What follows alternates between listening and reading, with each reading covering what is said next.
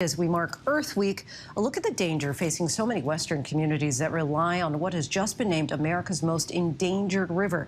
Kana Whitworth traveled along the Colorado River and has more on the fight to preserve a way of life before it's too late.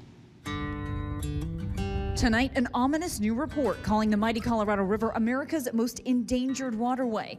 Every single day we touch it, we see it, we know what these conditions are. We're not looking at graphs and models of what has happened in the past. You know, we're experiencing it on a daily basis.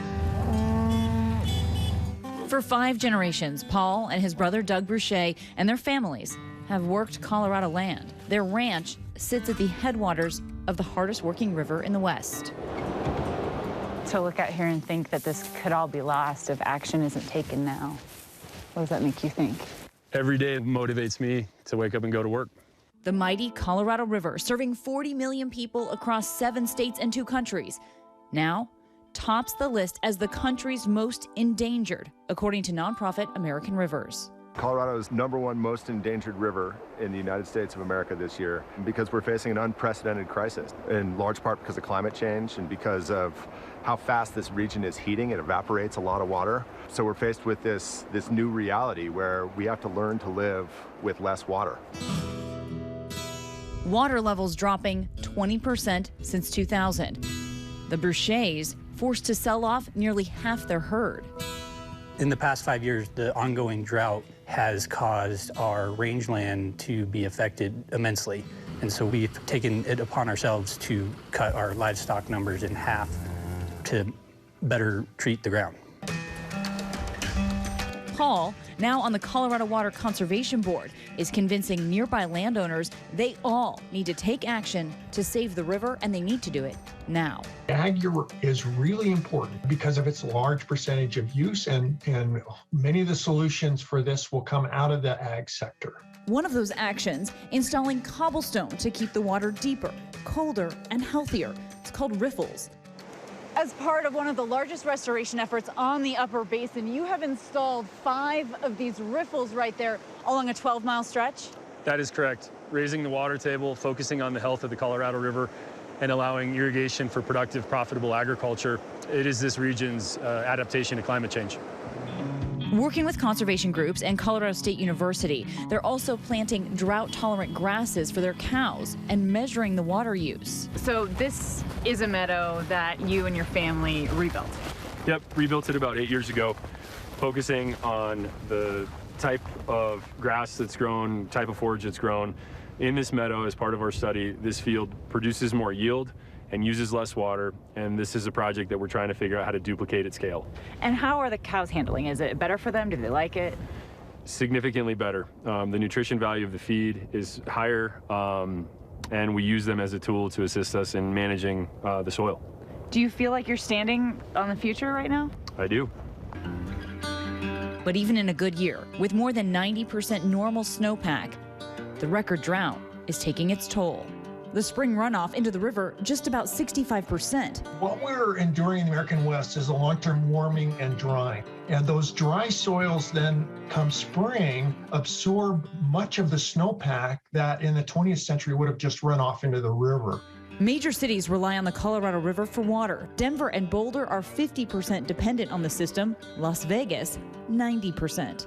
Experts say as the ground gets warmer and drier, the snow seeps into the soil, or it turns into vapor before it can melt and run off into the river.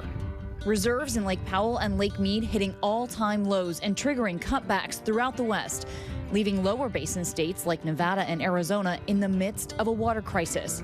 We saw that firsthand last October in Arizona. This field we're walking by right here and the one over here to our left, these 2 fields on this farm will probably not get irrigated next year. So I'm going to lose. You'll have nothing growing here next year? Most likely.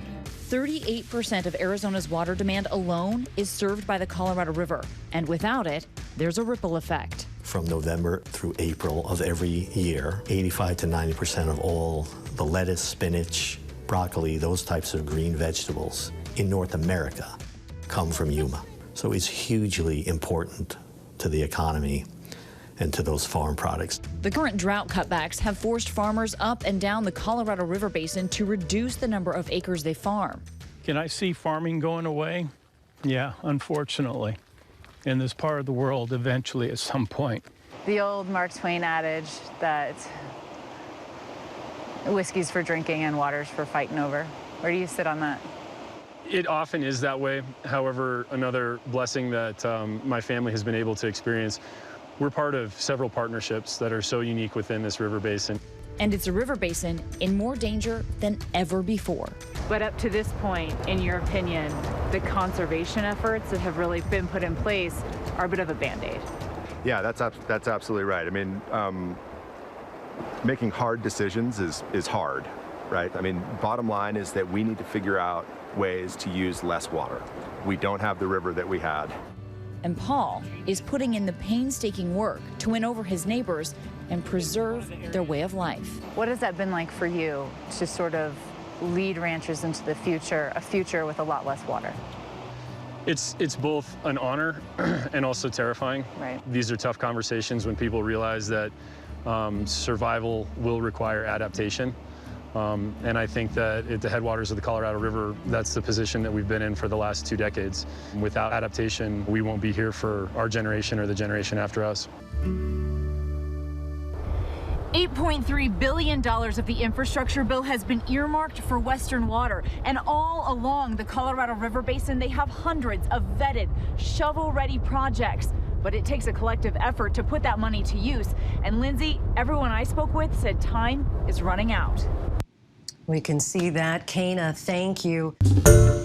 Hi, everyone. George Stephanopoulos here. Thanks for checking out the ABC News YouTube channel. If you'd like to get more videos, show highlights, and watch live event coverage, click on the right over here to subscribe to our channel. And don't forget to download the ABC News app for breaking news alerts. Thanks for watching.